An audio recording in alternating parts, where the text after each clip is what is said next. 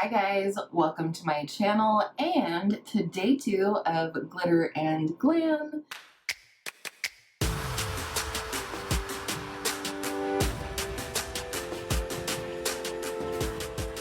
I'm really having fun with this already. If you missed yesterday's video, I'll go ahead and link it up in the cards for you as well as in the description box. But today we're going to be creating a look with the ABH Sultry Palette. This was the holiday palette for Anastasia Beverly Hills in holiday of 2018, and I love this palette.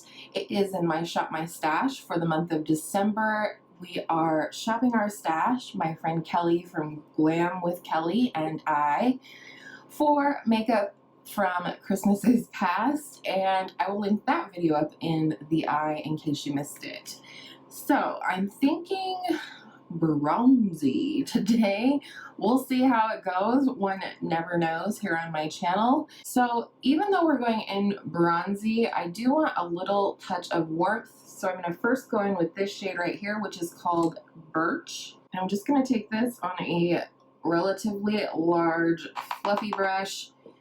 And I seriously considered doing a halo eye today, but you guys, I just don't know if it is a look that's flattering to my eye shape, or maybe I'm just doing it wrong. I don't know. What do you guys think? Do you find that just certain eye looks or eye shapes like look better on your eye shape? Because I feel like whenever I do a halo eye, it's just, I don't know, I just don't like the way it looks on me. And I'm just winging this out ever so slightly.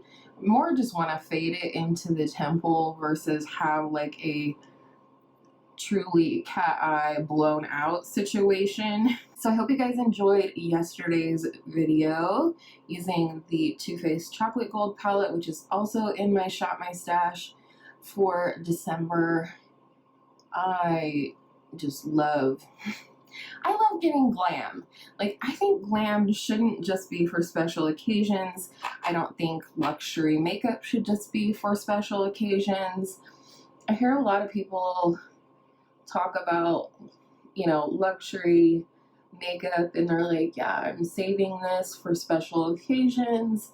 And my thought is, unless you have as many special occasions in your life as Tati Westbrook, maybe don't save your products for a special occasion, because they're going to go bad on you before you have enough special occasions, you know? And as every day a special occasion, aren't we supposed to live every day to its fullest? Just my thoughts. You don't have to agree. Alrighty, I'm feeling pretty happy with that. I'm going to next go into this deep brown called Dystopian. There's not a lot of mattes in this palette. There's only 5 out of 14. So sometimes there's only so many options in terms of deepening a look or what have you, but I do love that I can go either warm tone or cool tone with the shades they did include. So I'm just starting this on the very outer part of the lid, as I like to do with my deeper shades. Even if it's not the deepest shade, I still like to focus it on the outer part of my lid. I just also find that that's the most flattering way for my eye shape. If you do find that certain looks look, you know, best on your eye shape, what is your eye shape and what is the shape that you think is most flattering to your eye? Like I said, I like to keep the deep shades. I mentioned in my video yesterday that I like to keep the deep shades very much on the outer half of my eye. So if you split my eye, where the pupil is, the black part in the middle of your eye, I want to keep the darkness on that outer half. It gives a lift to my eye. It keeps my eyes from looking squinty and closed off on the inner part of the eye and so on. So I'm just building this up super gradually. I always go in low and slow, especially if I'm using a deep shade like this for my crease or mid-tone shade. Another tip when working with super dark colors like this in the crease and trying to sort of pass it off as your mid-tone shade is to use very, very light pressure, like a whisper of pressure. There is a painter that I follow here on YouTube named Cinnamon Cooney. I will link her channel down below in case you're interested. But she sort of coined a term that I have used and will be using a lot on my channel, specifically in regards to eyeshadow palette tutorials, and that is wet cat pressure.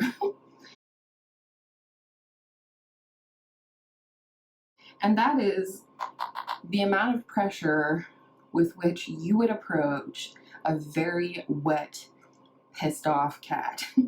You would kind of tread lightly, right? Like very lightly. That's what you want when working with dark colors. Actually, I mean, not even just as a mid-tone or crease shade, just in general. Like I said in yesterday's video, you can, kind of like spicing food, you can always add more, but it's very hard to take it away. And it's the same way with using deeper shades on your eye. You can totally make it work. You just need to lighten the pressure a little bit. And also a smaller brush is helpful too. Yesterday we used the more pointy small blending brush. Today we're using more of a flat top. And again, a flat top brush is going to diffuse a shadow more than a pointy brush. Stay tuned for future videos about brushes. So going back into the original shade Birch with the same fluffy brush, I'm just going to go in and make sure that we have all of our edges blended and that we still have a little bit of that warmth peeking out from that cooler toned, deeper brown. I think the next shade I'm going to go in with is this shade right here called Teak. It's warm, so I think it's going to tie that transition shade in nicely, and then we'll go in with another shade. But first, as always with my shimmers, but especially when working with glitter or chunky shadows like some of these from ABH, NYX Glitter Primer. Alright, I have the glitter glue applied to the inner 2/3 of the lid. I'm going to go in with the shade Teak, tap off, and start that right in the middle of the lid. And I'm going to bring that out to meet up with that dark brown dystopian that we just applied.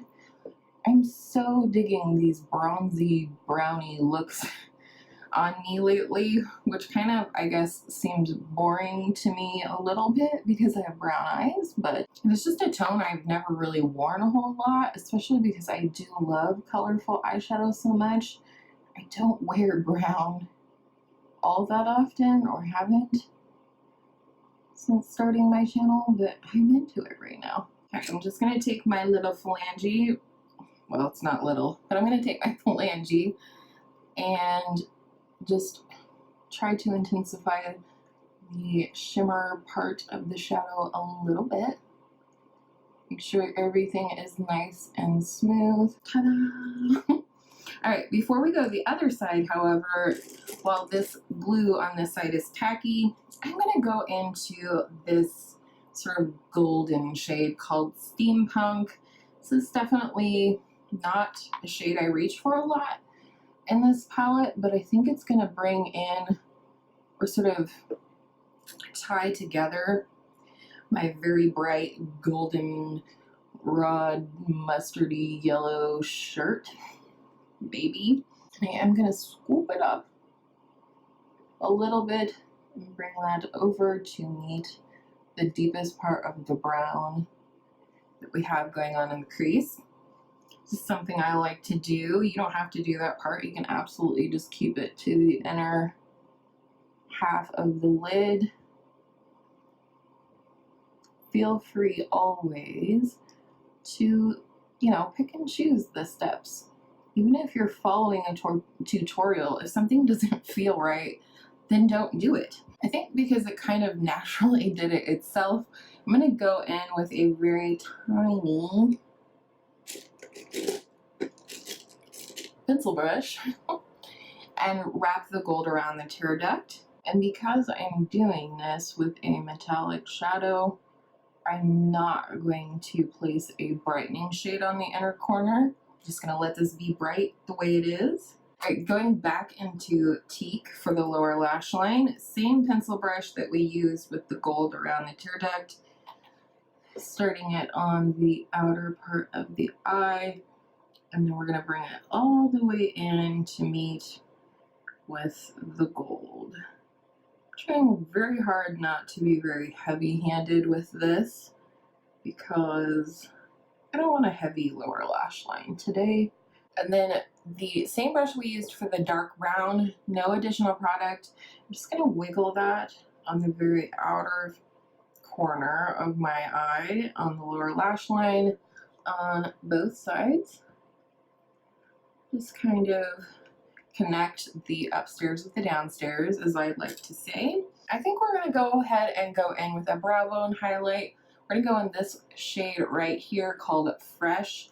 It is a matte shade, but it does really brighten to the point of almost looking like, at the very minimum, a satin. And I actually don't mind that. So that is going to complete the eyeshadow application. Pop off of here, do possible liner, definitely mascara, and a lip, and then we'll come back to finish off the video. Alright, party people, we are back. I did go ahead and finish off the eyes with the L'Oreal Lash Paradise. I'm still not in love with this mascara, but I'm still going to use it for as long as I can tolerate it.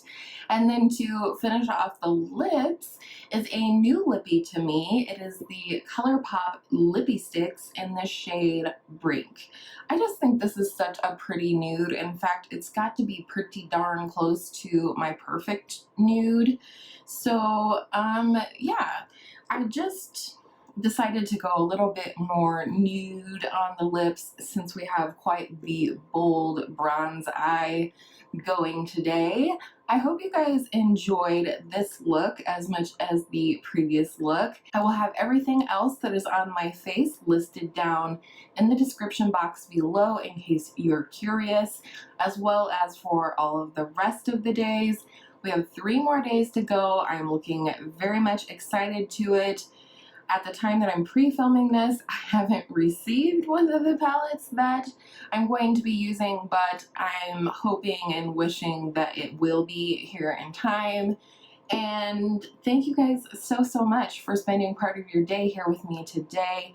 I appreciate each and every single one of you that likes, comments, and subscribes, but most of all, watches my channel. And with all of that said, I hope all of your makeup days are absolutely gorgeous glitter and glam days. And I will see you in my next video tomorrow with look 3.